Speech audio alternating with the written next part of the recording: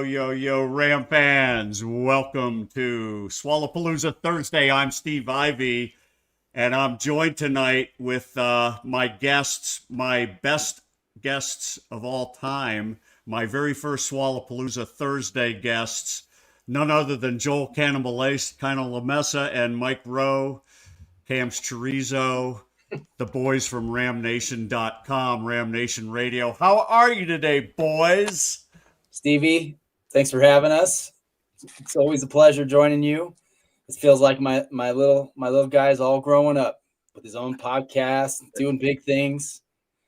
Just yesterday, you were just a young pup on the Ram Nation message boards. Now look at you. There you go. You know, I for people that don't know the history, I used to post a lot back in the good old days as Go Duke, and then switched to Swole Cracker when I got into it with a Wyoming fan who called me a cracker. And of course, there was the Swole thing was a very big joke because I'm anything but. But Joel really gave me my first crack at writing. Joel was looking to monetize Ram Nation, and I got to write for Ram Nation, cover the team as a beat writer, with media credentials and all that, and the rest is history. We've gone from there. So and it went downhill from there.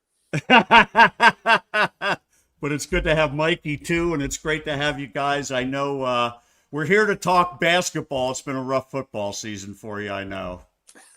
What's football? It's a welcome change, my friend. Welcome change. Darby County's on a five match winning streak, so football's good in my world. Darby County, Manchester United is unbeaten in 5. I don't know if you follow. There's a fan that has claimed he's grown his hair. He said he wouldn't cut his hair until they won 5 matches in a row. He's gone 2 years without a haircut, so it's pretty funny. Anyway. Here we go. Aaron wants to know, how did Joel talk his way out of date night? Aaron, how do you know everything? Like, how do you even know that was happening? I just might have talked about it last night. Yeah, I did talk my way out of it. This is a much better use. Aaron, not all of us can get Kevin Coonan's courtside seats for date night, so calm down over there. You know, had hoped to have the other member. We have a text group: Joel, Mike, me, and Luke Kingsley. Luke couldn't make it tonight, and we really wanted to have Luke along because he's a lot of fun. He's a big CSU guy, but we wanted to give Luke credit when I bring on our main guest today, Eric Fiedler. We want to give Luke credit for actually being the one. It wasn't Ali, it was Luke that got Eric committed to CSU by saying hello to him at the airport when he was on the way to a summer tournament. Luke's son Brady, of course, is an accomplished basketball player, starter for state high school champs Windsor High School last year, and will be attending Fort Lewis State next year. So we wanted to have Luke on, but with that in mind, I'm not going to wait any longer, boys. I want to bring on our guest, and this is exciting to me. I'm going to bring on Eric Fiedler. Eric, how are you tonight, man? I'm doing great. How about yourself? We are good. I'm going to rearrange this, and I'm going to move you over here. And that's not the way I want that to look. Let's go back to this one. We're here. I also have Joel and Mike from Ram Nation. For people who don't know, Eric is the top rated recruit out of the state of Colorado. He has signed to play for CSU next year out of the class of 2026 out of Regis Jesuit High School. 6'7", 200 pounds. Chose Colorado State over other major schools, University of Colorado, Stanford, Loyola of Illinois, had all kinds of offers, including New Mexico from the current Mountain West. But I wanted to start just by asking you, Eric, what was it about CSU that attracted you, and why did you choose CSU over all those other great programs? I would say the biggest reason was definitely the coaching staff. I mean, they believed in me very, very early on. They recruited me last year when I was a junior in high school, when Coach Ali was the assistant coach, and he texted me pretty heavily, recruited me, believed in me. And then as soon as he got the head coaching job, offering me a week after that was kind of a sign saying that he wanted me in the program. He believed in me, and him showing up to all my games, my practices over the summer was just even more. Just having a coach that believes in you, wants you, was the biggest thing for me. Joel, you got something for Eric? Yeah, I mean, I'm always curious as to how does CSU and its facilities and everything that they've put into the basketball program, how does it compare when you take a look at some of the other colleges you were looking at? I would just say the biggest thing that CSU had over all the other colleges is that, I mean, CSU is special. I mean, Moby's really, really cool. I mean, that place last year, went up there during the Orange Out game versus San Diego State, and that was, I mean, it's hard to say no to that game. I mean, it's ridiculous. That, and then obviously having fans coming to every single game is huge, and then being like a basketball school. I mean, that was the biggest thing too. I mean, CSU is known for their basketball and known for competing in the Mountain West. Obviously, my freshman year, the Pac-12, but making it to the tournament and having a fan base that supports them all the time. Yeah, and I know you have scored over 1,000 points in your prep career so far, even heading into your senior season here. But I think I probably already know the answer to this, but you also played baseball growing up. You got a few baseball guys on this podcast right now. But did you find hitting or shooting threes more difficult? Because you played little ball. Didn't you play up until your freshman year? I did. I put up to my sophomore year. Okay. I definitely hitting. Hitting is one of the most challenging things I've ever been faced with, for sure. Now, you had a very good summer, and it turned a lot of heads. How did that experience? What is that going to translate to during this winter? Whenever you are in your Regis season, I would say the biggest thing, my goals this summer was just to go out and play my game. I mean, that's the biggest thing, even in high school. And then when I get to college, is just go out there, play my game, not being influenced by anything else. Obviously, having pressure as a senior and being committed to Colorado State is something that exists, but blocking that out and just focusing on my game, focusing on the team.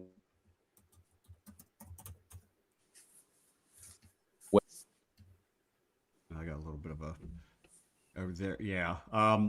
Hey, Eric, you talk about focusing on your game. Why don't you talk to us? Talk to us about your game? What you're 6'7", about 200 pounds. I don't know if you're bigger than that now, but give us an idea of what your game is like and how you see yourself fitting into the CSU program. I would say the main reason why I chose CSU is because of their versatility on offense. I mean, obviously shooting threes is my number one thing. I love shooting the ball. So obviously at CSU, everyone gets an opportunity to shoot the ball with their offense playing up and down. Their motion offense is amazing. I mean, it gives everybody a chance to shoot, drive, post up. And I would say that's the biggest thing about my game is obviously being able to shoot and then setting screens, setting ball screens, setting away screens. And then as soon as you're getting that switch, posting up a smaller defender is one of the biggest things. And I feel like that's my biggest advantage when it comes to college is just being able to shoot the three and then also being able to post up the smaller guy when I get that switch. You know, watching this year's team, and I know you're at the game last Sunday, just kind of seeing what you've done over the last few years at the high school level kind of reminds me of being able to go into a position like Kyle Jorgensen. Is that one of the things that you just talked about how CSU's kind of positionless where they work the ball around. Does that really excite you that you can be like a kid like that where you pop outside, hit the three, and then get that footwork in and bust them inside?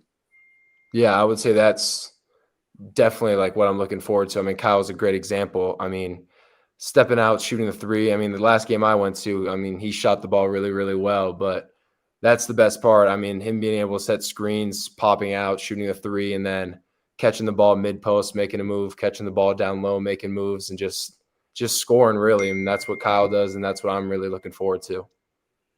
You obviously watched CSU last year. Does the thought of seeing a player like a Nick Clifford, who developed in 2 years at CSU from kind of a nondescript player after 3 years into a first-round draft choice in the NBA, is that something that appeals to you? Are you looking to get to the next level? Oh, for sure. I mean, that's been my goal since a little kid. And when I went up there last year for my unofficial visit, I was blessed to watch Nick Clifford play and blessed to watch him work out, go through the walkthroughs, watch over film with him. I mean, he was a dedicated guy. He paid attention to the details, and that's how he got so good. I mean, you're not going to turn into a first-round draft pick by just doing what everybody else does. So having the opportunity to watch him play and watch him get ready for a game was very, very, very intriguing for sure.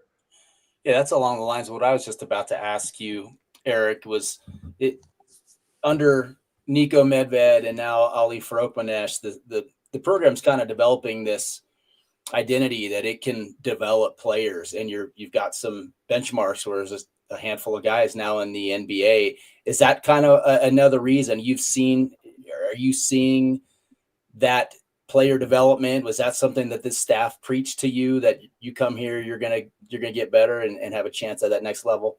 Yes, for sure. I mean, Ali, Coach Shelton, Coach DeWeese, I mean, they were all huge on that player development, sending me article after article, sending everything about Nick Clifford, about how he developed so much. And I mean, that's just intriguing, knowing that a college is that dedicated to a person, is that dedicated, just making somebody so much better and focusing on their game to just make them the best basketball player they can be.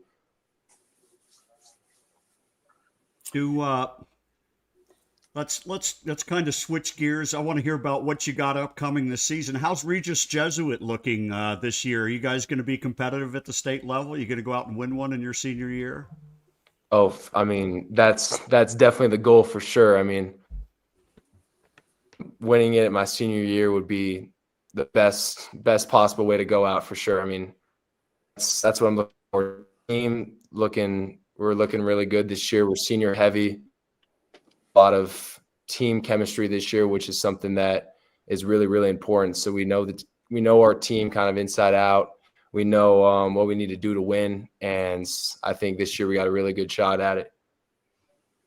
You guys made it to the Elite Eight, Grade 8 last year. Is that right? Yes, sir. Was it Rangeview that bounced you out? Yeah. Yeah. We played them. Do you have any schools that, like, any rivals that you particularly hate? I know He's going to say Cherry Creek, Joel. I'm baiting him. And I've seen that they've beaten Creek two in a row now. So that's where I went to school a long time ago, Eric. But yeah, is Creek atop your list? Who else do you not like? I would say Creek, Shap, and Rangeview are three teams that we play this year that I definitely want to beat for sure. And the Shap game will be probably one of the best games of the year, so that should be a lot of fun. Speaking of Shap, the Chap game, you're playing against a junior named Luke Howry, who will be a teammate 2 years down the road. But that's going to be that's on the radar of, I think, every Ram fan who's on the south side of Denver. Are you looking forward to that one? For sure. I mean, we're probably gonna be guarding each other, so it should be a great for sure. And you play AAU ball with Christian Williams from Shap, right? Did I read that correct? Yes, I play Mountain Stars. They're Christian and Luke are both on the younger team, so I got to play with them all summer. Got to work out with them, which was a lot of fun for sure. Well, and Coach Farokmanesh offered him a scholarship to play for the Rams. I know that's a heavy target. Do you help in those recruiting efforts? I would say I do. I mean, I definitely helped Luke a little bit for sure. I mean, Luke Luke texted me the day I committed and said that I turned his head. So, and then a couple months later, here comes Luke committing. So hopefully Christian's next. There you go. Hey, have you had a chance? Do you know? I know you're in a class of 3 players. There's you, there's Pops Dunson, and there's Jaden Gureshi. Have you met them or talked to them at all? Yes. So we just after signing day, we hopped on a group chat together, and we've been texting kind of nonstop for the last day, which has been a lot of fun getting to know the guys. They're both great guys, and can't wait to hoop it up with them freshman year. It's gonna be great.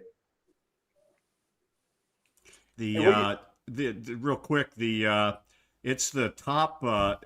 It's going to be the top-rated recruiting class that CSU has had out of high school with the 3 you guys. I think you're the quote lowest rated, and that's because people you're kind of hidden in the background, and your numbers will climb over your senior season. But it is the highest rated, and it's an exciting class for Ali for the start of the Farouk-Manesh era. It's really, really exciting to all of us who are fans who have been around the program for a while. We're watching this year's team, Ali's first, but his first recruiting class is certainly something that we're all getting excited about.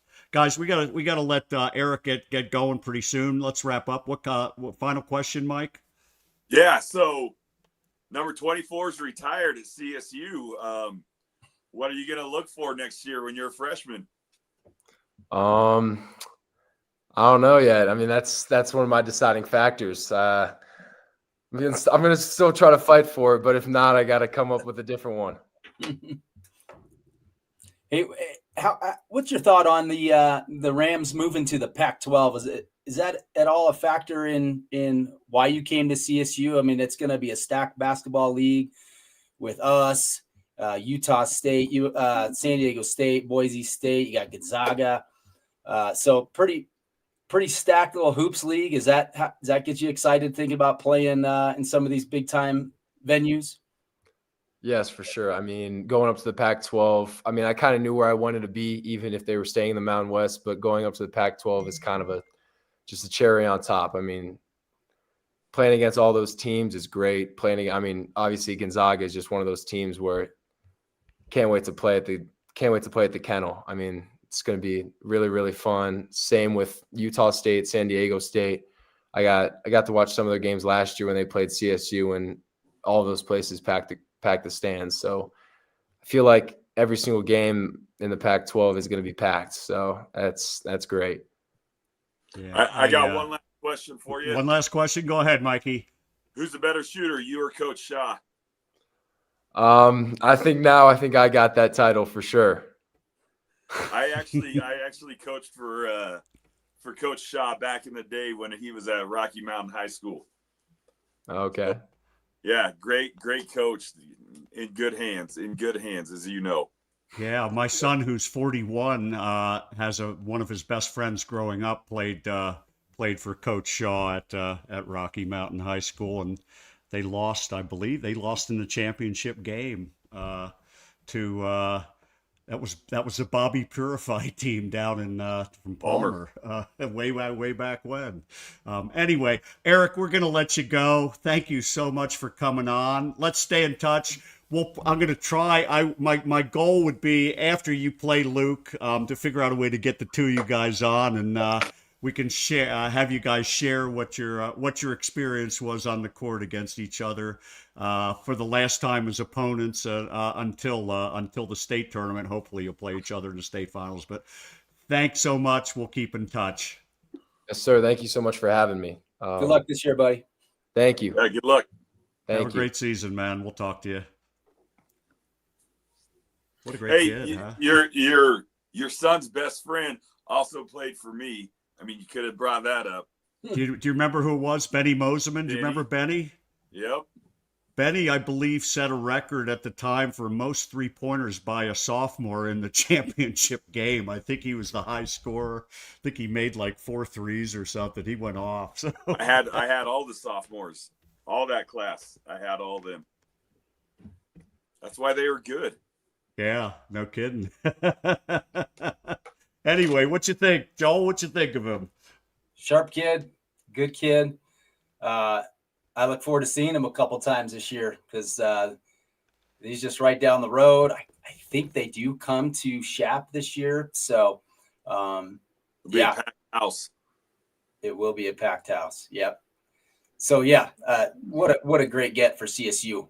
And you could tell, obviously he's a great athlete, but you could tell that the thread of recruiting solid humans persists with this staff. I think he's just so well spoken. A very sharp kid. Obviously skilled player. When I heard that he was committing, I won't say I was shocked because I believe in everything Ali is doing, but this is a high profile recruit, and this is a person who chose CSU, like I said, over Colorado. We hadn't beaten Colorado for a player since who? It's been a while, and it's going to be exciting when we get him and we get Pops and we get Jaden for the next year, and you watch this program start building with the current freshmen JoJo and Docker and the 3 next year, and it's going to be exciting. So let's switch gears. One last thing on him. A couple of my friends, I know the staff at Rock Canyon, and obviously our buddies at Chaparral. They were surprised that we got him. This just goes to show you the connection, the personal connection that Ali is able to get with these kids, and I mean, they were just, honestly kind of floored this summer whenever the news came out. And so that's what gets me excited. I mean, you get an in-state kid, like you said, we haven't beaten CU for a recruit for, since I can remember. And for us to not only beat them, but New Mexico. And this is a good pull. This is a good pull. And I think this is going to be, kind of that catalyst to keeping kids at home, keeping our in-state kids going to Fort Collins. Yeah. Well, it makes a difference when you're the first offer in on a kid, right? I mean, that you do your work, you do your legwork, you get in on a kid, there's that makes an impact. So I believe we were his first offer, and Ali and staff do a great job staying on you, and obviously they made an impression. The other thing they do, and I don't know how much other staffs do this, but they'll get into helping players develop while they're in high school, and they'll give them feedback on video and give them thoughts of how they can get better. And they start the development before they even commit to CSU. That's how committed they are to these players once they get to know them. And I think that's part of the reason people come here is they get real comfortable with Ali and the other guys and how committed they are to making them better players. So to me, it's just so exciting that Eric is the first and hopefully the first of many in Colorado underneath Ali. So we can switch gears now. Let's start talking ourselves about this 2025-2026 season. Of course, the Rams have started 3-0. It's the start of the Farouk Manesh era. Just from a top level, let's go around the horn a little bit. What's your one big takeaway so far, Mike? Our depth. If you go back to last year, and if Memba and Jorgensen had fouled out, we would have lost that game. Last night, Joppa and Kyle fouled out, and honestly, we didn't really miss a beat. And that's, and you look at that game, and Cal Poly would go in spurts and they would catch back up, but it was our depth. It was us being able to almost hockey line it, throwing out guys out there, and they were worn down. When you face a team that is that up tempo like they were, oh my gosh, man, they were up and down the court nonstop. but we wore them out by the end. And those shots that they were making, they didn't have the legs anymore, and those were coming up short and off center. So that's what I love about it right now is just seeing that depth and seeing what Ali has built. I mean, you've been around this program for years.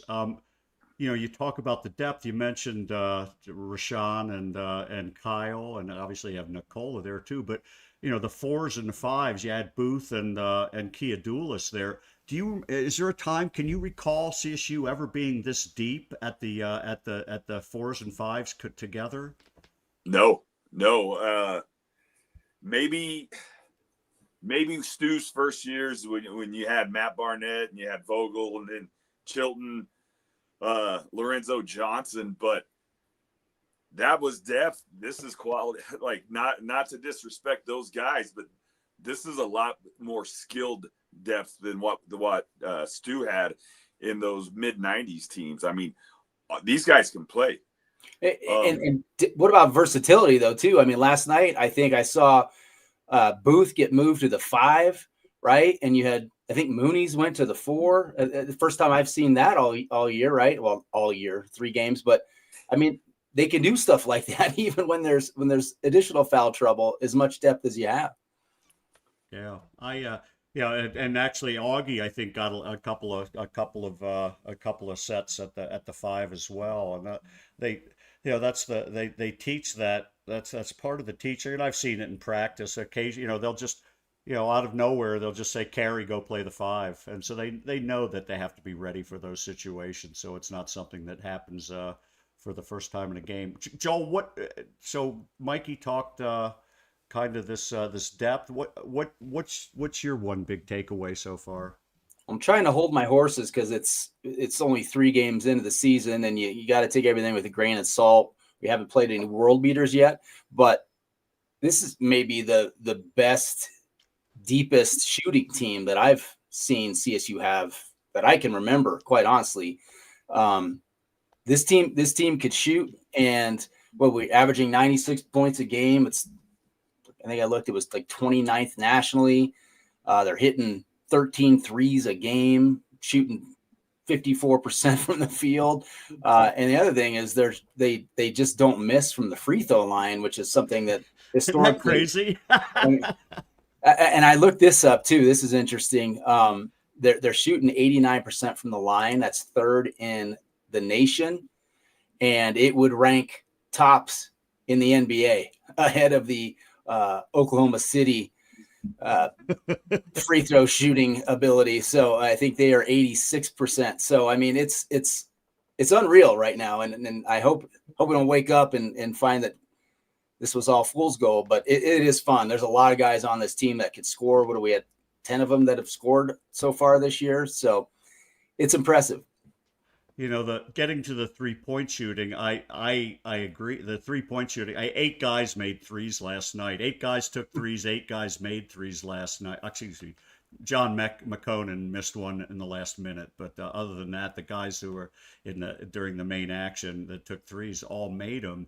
But I'm wondering, and this is I don't think there's an answer to this. I'm wondering how much of that is the influence of Ali as the head coach, who's so willing to let guys take open threes. That he takes the he definitely takes the reins off, and I think gives maybe a little more freedom to shoot them, and therefore maybe they're going to make more. I don't know, because that's the kind of player he was. Well, and just you look at the ball movement, and we talked about it with Eric. How fluid this offense is, and how really positionless it is, and everybody does a great job with the screens and with the ball movement. That's how you create your 3-pointers. I mean, we weren't having contested shots any of these 3 games. We moved the ball well. We found the open guy, and we weren't forcing anything. And you look last year, and I know it's the same offense, but there's times last year where we would just get stuck, and then we'd end up having to throw something up with somebody in our face. I haven't seen that so far these 3 games. And again, obviously it's early, but like that ball movement, it's creating these open 3 looks. Yeah. It's it's a joy to watch, that's for sure. Now, you guys, did either of you guys make it to the game last night? I'm No. 0 for 3 so far. Yeah. Okay. Did you? I assume you watched. And what was the officiating looking like on the stream relative to what we saw in the arena? A lot of I know what you thought about it. But I we launched. can all hear it.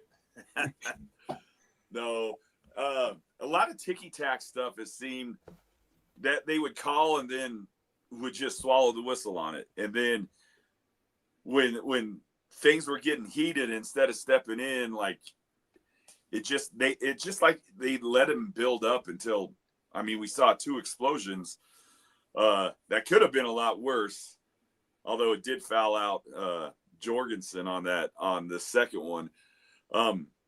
They were not good. They were not good. And I know I joked about it on the text thread, like not calling those 2 fouls that were pretty obvious fouls in the last 30 seconds on shots for CSU. That got a cover for Cal Poly. So I don't know. Maybe they are hanging out with Chauncey. well, as long as it took them to sort out the little scuffle there. I mean, I think we were all texting about how we hope it didn't break our momentum that the Rams had in the game, because we were on fire at that point, building our lead, and that took them a really long time to sort out that scuffle and then dole out 2 fouls on the Rams and allowing 2 free throws in possession for Cal Poly. But yeah, it was not the best crew. Yeah, it's funny. Somebody from Utah State put something out on X today talking about how they had Vern Harris last night, and of course they got the Vern Harris treatment last night and was whining, and I said it was so bad, and the officiating at Moby was so bad that the people were calling for Vern Harris, and the guy responded back, and it was hilarious. He goes, I could have guessed he said, I couldn't believe you had 2 of the 3 that I would have named as being worse than Vern Harris. And we had 2 of the 3 of them, Amy Bonner and Jason Phillips. And I started laughing when I saw that. That was everybody knows they're terrible. And then they brought the 2 of them. And it was a difficult game because the stoppages they ruin the game. And you go from being able to play a game in under 2 hours to all of a sudden you're a 2 hour and 10-minute game with 15 minutes just waiting for nothing, and nothing happens. It was disappointing. So let me get out of the game yesterday, the first few games. Yeah, you guys are obviously big supporters of the football program, and we're not going to talk so much about football, but I'm excited that CSU has become a strong basketball program. That's always been my love, college basketball. When was the last time we had coexisting teams in both basketball and football that we thought were championship teams? How far back do we go, and can we do it again? I mean, 03, we didn't we? I mean, we won in football, and that was coming off of winning the Mountain West tournament. So 22 years. We didn't expect CSU to do that though in basketball. That was a total surprise. No, that was a miracle run. But as far as expectations for 2 teams to make a run to the championship, I don't know if it's when we ever thought CSU and hoops was going to make a run to the championship. So I mean 19. Yeah, but again, we weren't expecting to in football, and I mean I know we didn't win the WAC, but we were fighting for that WAC title. It ended up in the Freedom Bowl, but again, that kind of came out of nowhere. Yeah, it's really the first time since I've been a fan. I mean, we had hopes back in the early Stu days, coming off of Tiny. I missed Tiny's era by a couple of years, but I can't say that I rationally ever thought CSU was ever going to be true conference contender. Obviously not even last year. Last year, the season was going haywire. I remember Steve talking to you when we really hit a lull in the middle of the season. You're like, man, I picked a rough I was year. suicidal, and picked you a rough guys year weren't going to to come to a start game the rest of the year after CU. Yeah, remember that? Yeah, we were so pissed after the CU game. You were down. We were like, we're not going to another game. And obviously, one of the best turnarounds ever of a season. But it's kind of it is very exciting. I mean, it's something we've wanted for a long time. I think this is a team that can contend and will continue to be a contender, for years to come if we hold on to Ali and the way that he's recruiting and these student athletes we've got. Yeah, I think I think we're at the start of something big. This isn't just me hoping and wishing. It's I see something in Ali, and I see an amazing parallel between him and Mark Few. Mark Few took over for a coach that went to Minnesota after having success in the NCAA tournament, and Dan Monson, and so I see a very similar thing. And I actually believe Ali's destiny is beyond CSU, but I think he'll be here a while, and I think he's going to build this program into something that they've never seen before. I really believe that. We started seeing it with what he did out of the portal, and now what he's doing with the recruiting classes. So it's just to me, it's the start of something big. This team comes as the performance to date comes as a little bit of a surprise to me, not because I didn't think they were talented. I didn't think they'd come together this quickly offensively. It's not an easy system to learn, and as Joel said, we're averaging 96 points a game, which is crazy. We're shooting 44% on 3-pointers, 89%. This offense is just absolutely, I use the word devastating a lot.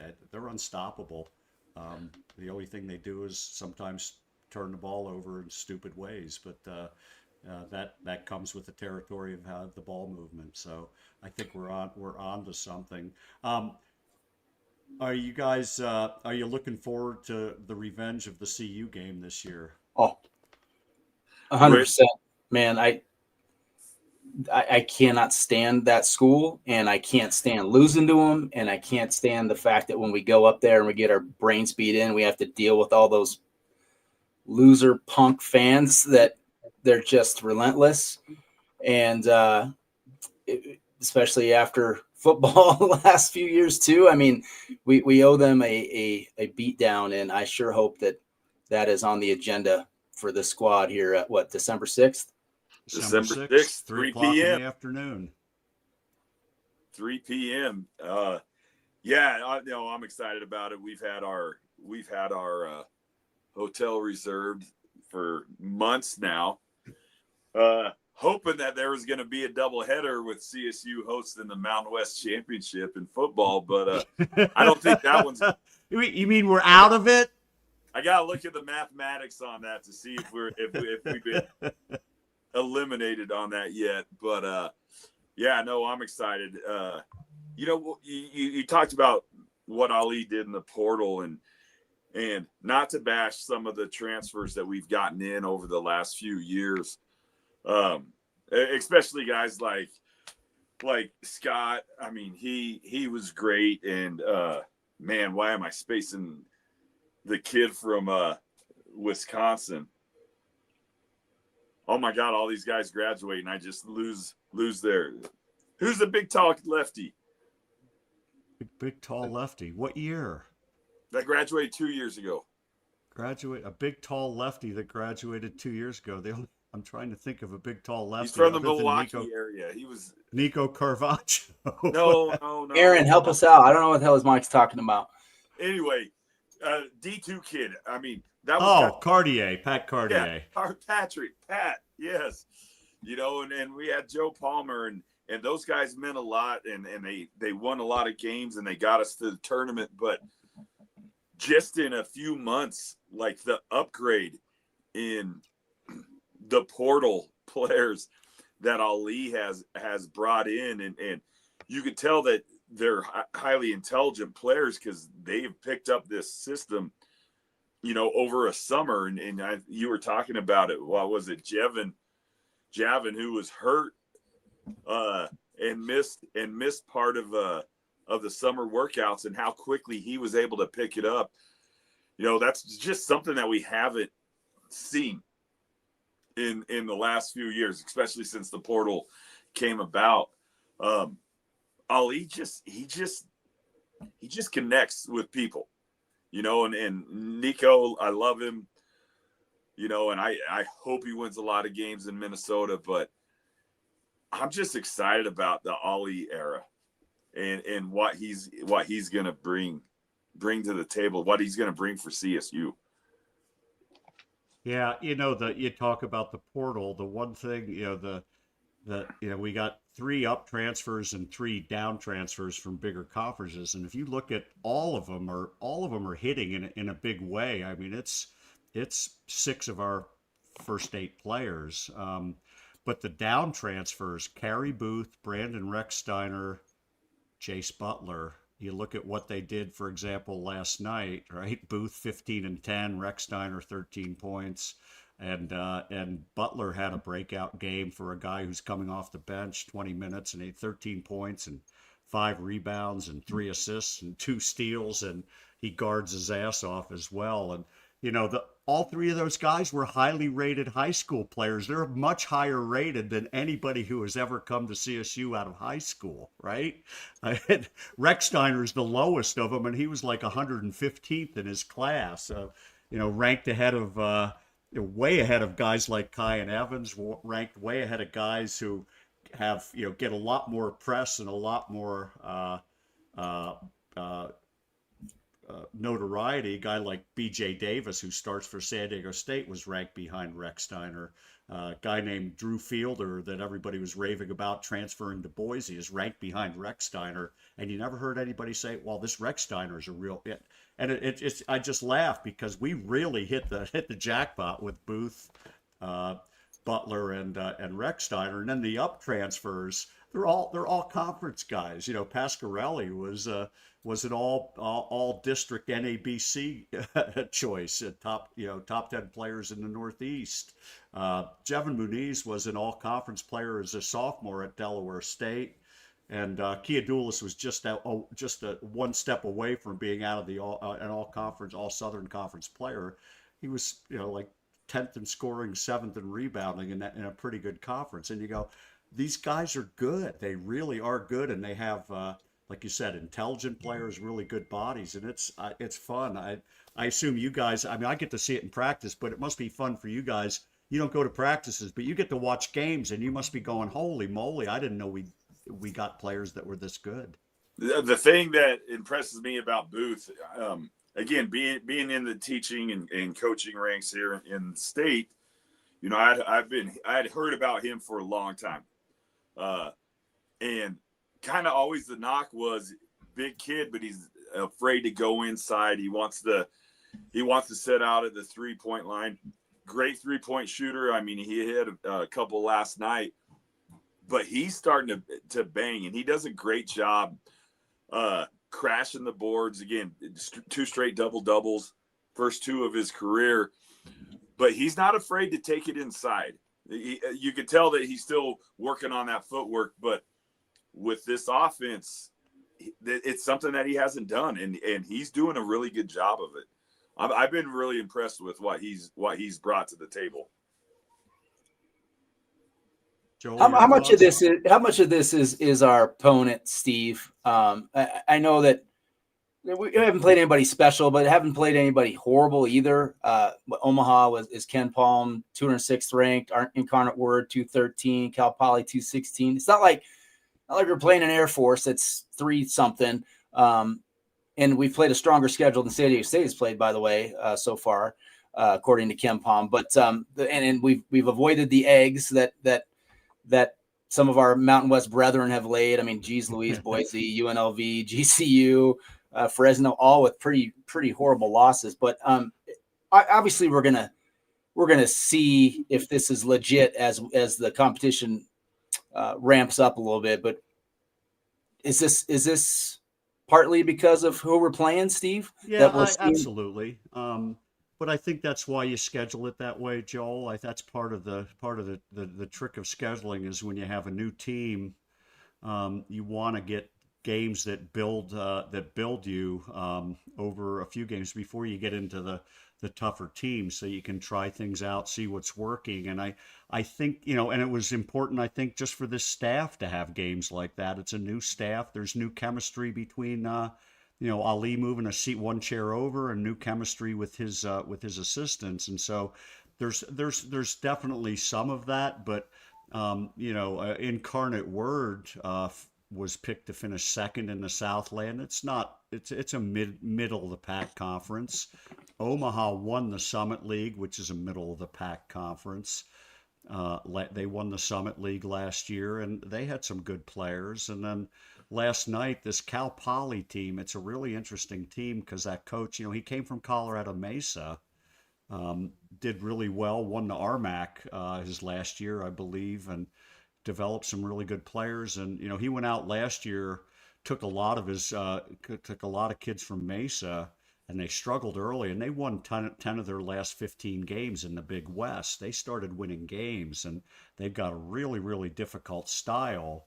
And so I think that was a good experience. While they're not necessarily world beaters, they're a better team than people think, and they play again. Big West is about the 10th best conference in the nation. They're a lot higher than people think. They got Cal Irvine, University of California, San Diego, Long Beach State. There's a whole slew of good teams there. And Cal Poly was competitive at the end of the year. They lost in the semis of their tournament last year. So it's a good question, Joel. I definitely weaker. The rubber's going to start hitting the road on Sunday when they play Loyola. Although Loyola, they might have lost again tonight. They've been struggling. They're down.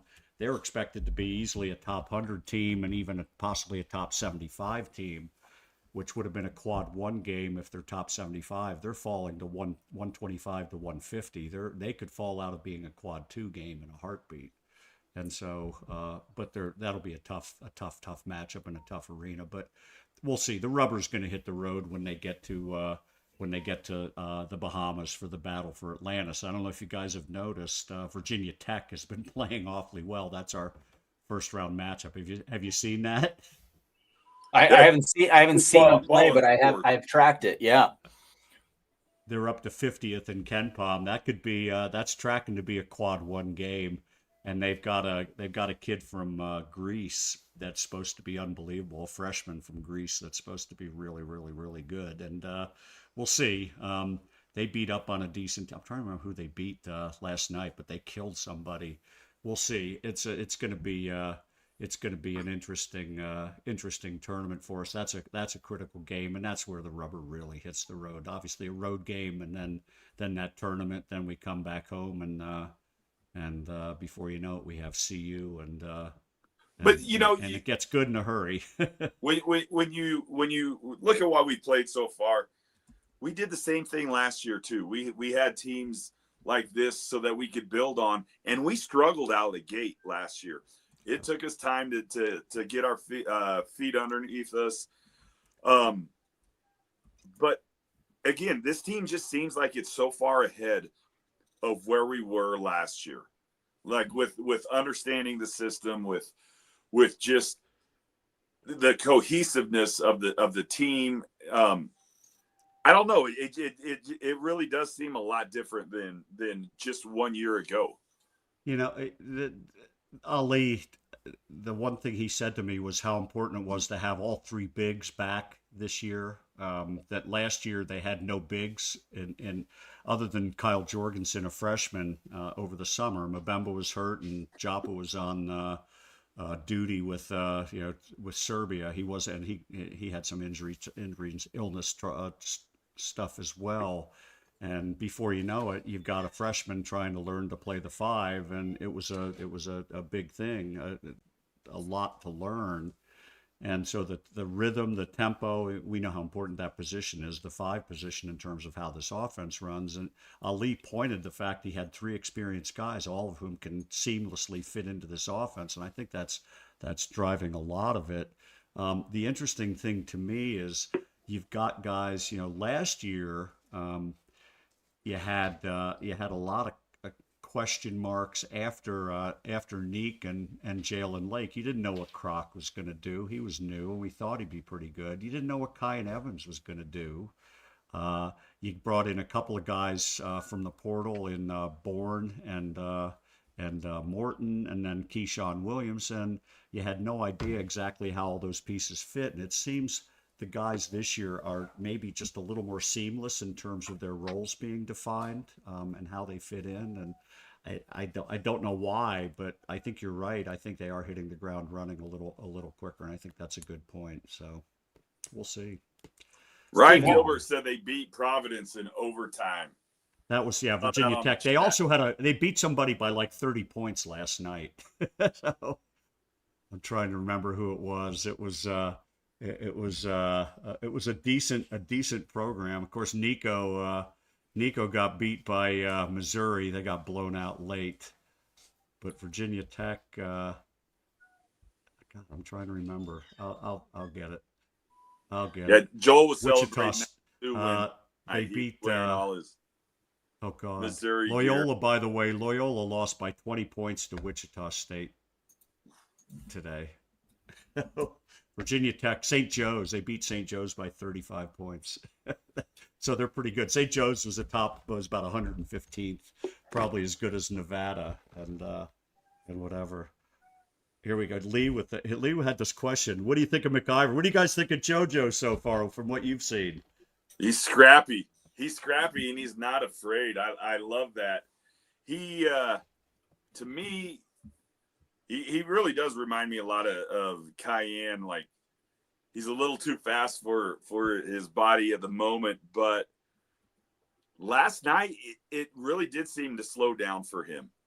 I thought he played really well, and I loved how he's not afraid to scrap. Like, he got into it both times and had his teammates' backs. And I mean, I love that. It was great seeing that. And I'm excited about what he's going to bring to this program. And, I wouldn't be shocked to see him getting major minutes as we start moving further down the season. Joel, what are your thoughts? Yeah, I mean, what are they saying, that he's the, I guess he wouldn't be an heir apparent, but he's the next Zay. I mean, he's looking, obviously he's very early in his career but he's looking the part. I mean, what I've been impressed with is he takes care of the ball. He's got 1 turnover so far this year, I think. And he looks like he is going to be a big star for us one of these days. Yeah, I had somebody ask a question last night on my post-game show of when do you think he's going to have a breakout game? I thought he had a breakout game yesterday. He only had 5 points, but he made his only 3. He had 5 assists, and his defense, he's the best perimeter defender we have, and he's a freshman.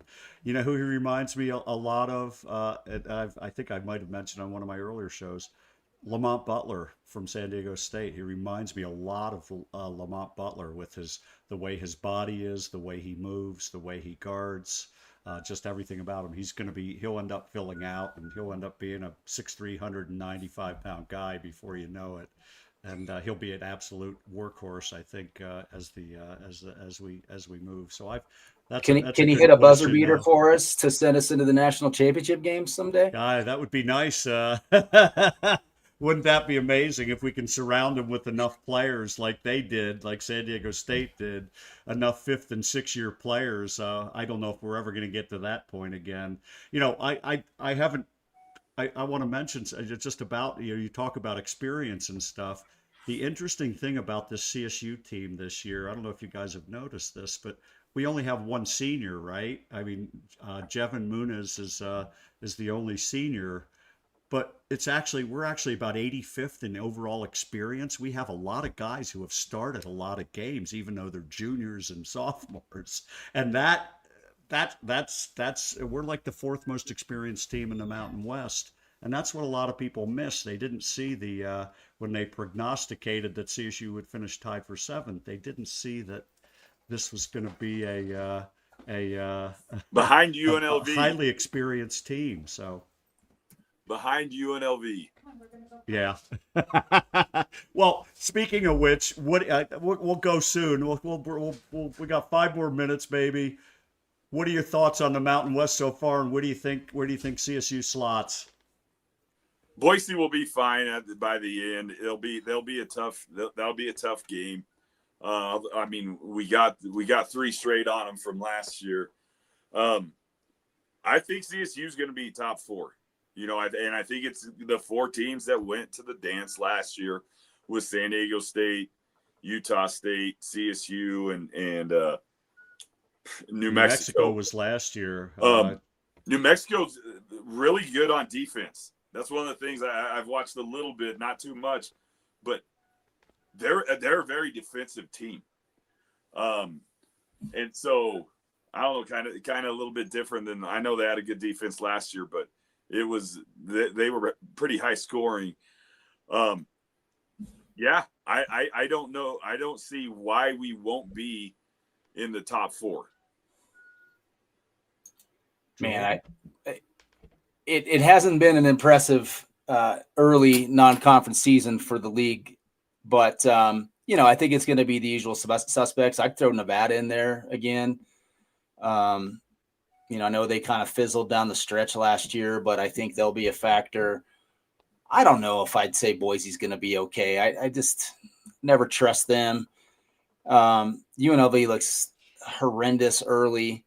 I'll be interested to see how Grand Canyon plays. I know they had a pretty bad loss the other night, but you know, it's going to be the usual suspects. It'll be San Diego State, Utah State, us, and I don't know if can you even consider New Mexico in there right now. I haven't seen them play yet this year, but they're obviously they don't return a single player or coach, so that's an entirely new program right there. But yeah, I don't know, Steve. It's early. I do love watching this league, but it's we've had some pretty rough losses early.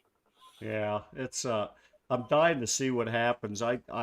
You know, I mean, Utah State struggled a little bit last night with Weber State. They were tied at halftime, and everybody says, well, Weber State's pretty good because they almost beat Utah. Well, Utah isn't very good. So San Jose State hung with Utah for way longer than it should have. San Jose State got smoked by Michigan State tonight. So they got smoked by Santa Barbara, and they got smoked by everybody they've played so far. The ones that I'm dying to see, you know, there's some big games this weekend. CSU, this game at Loyola, first road game, always. I think it's always tricky, the first road game for a team, especially one that shoots a lot of threes. Got to get comfortable in a opposing gym. Grand Canyon is at St. Louis, another A10 school, and so there's 2 big Mountain West versus A10 matchups, and a lot of people thought the A10 would be better than the Mountain West this year, so we'll see what happens there. But I'm looking forward. I think the Rams are going to be fine, but Joel, it is early days, man. And you just don't know. This team has a long way to go, I think, in terms of not just getting better, you know, getting a little smoother and a little better offensively, but defensively they've got some work to do to get better. And they're not gonna compete at the top of the league if they don't get better defensively. I don't think so. Rams just knocked off Gonzaga on the road in women's basketball. Did they beat them? 6. Wow. Came back. I saw that. I listened to it on the radio. So what was the final? 70-66. Wow. Good job, Ryan. The girl from Indiana, this Bargesser, she's the real deal, huh? Yeah. Good win. Yeah, I was watching on my phone. So good win. That's awesome. Good for Steve. I want to ask you about the attendance, because I mean, look on TV, it looked pretty good last night. I think I saw 5,900, just shy of 6,000, something like that. Yeah. The previous game, 6,400. It looked like we're doing okay early season. I looked back at the last couple years. We never hit the 5,000 mark over those first few games, and that's coming off of some of our better seasons. That's coming off one of, Zay's final year 2 years ago. Yep. So I feel like they're starting to get buy-in, and it's the thing to do in Fort Collins. So obviously it's going to just they're getting continue some to grow. traction for sure, Joel. But what's interesting, it's becoming a late arriving crowd. I'm not joking. Like 2 minutes before game, when the team comes out of the locker room, the place feels empty almost. It really does. And then things fill in. I don't know if it's people pouring down from the beer garden or people that just come in late. The other thing is those crowds have not been dominated by students yet. There's been a lot of empty seats in the student section. I was impressed with the students on Sunday, especially Yeah. after the crap that they had to witness on Saturday night. Yeah. I really was impressed with what they brought on Sunday, especially Sunday afternoon. Yeah, I liked it. Last night it wasn't the same. But hey, they got 2 misses, so that earned them free tacos.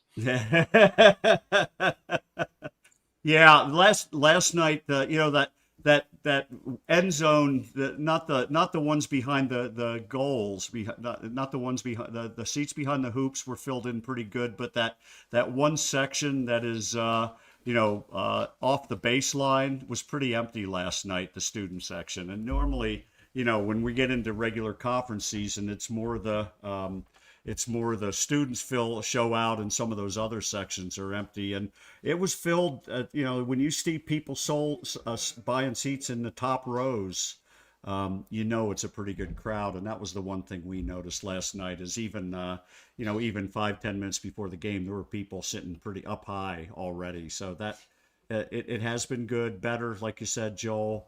I think by next year, if we have a good year this year and moving into the Pac-12, I think it's going to be a little tougher ticket. And of course, when that starts happening, then I start worrying it's going to cost me a lot more money to have the seats that I have. Yeah, no doubt, right? So anyway, well, let's call it a night, boys. We've done an hour. Thanks you so much. Joel, we'll have you on again. Mikey will come on. As the Air Force fan that he is. He'll come on for my post-game Air Force shows. I won't be able to make the home Air Force game, but I think I'll be down in the Springs for the away one.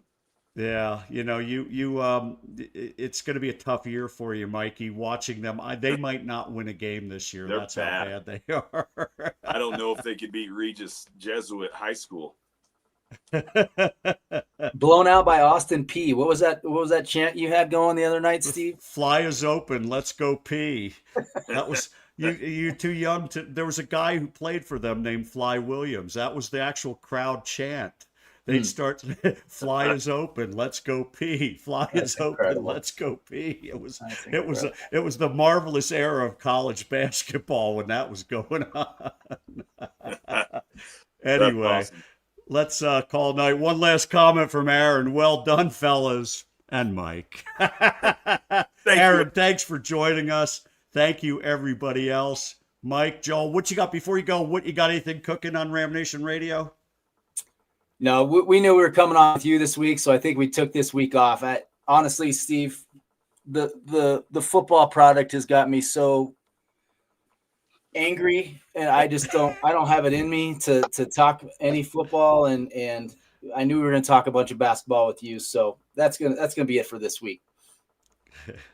So you don't get down. I was in the same place last year after we lost to Cal Riverside. I know. I had launched this channel, and I thought I was going to be like beating my head against the wall for an entire season, and things turn around. So before you know it, we'll have a new coach. Before you know it, you'll be doing stuff on Ram Nation Radio, and people are going to love it because this program, I think, will turn around. I think we have the right staff in place above the football program with John and Amy, and I think the world of them. I know you guys do too. So anyway, hey, thanks guys. Thanks for coming on.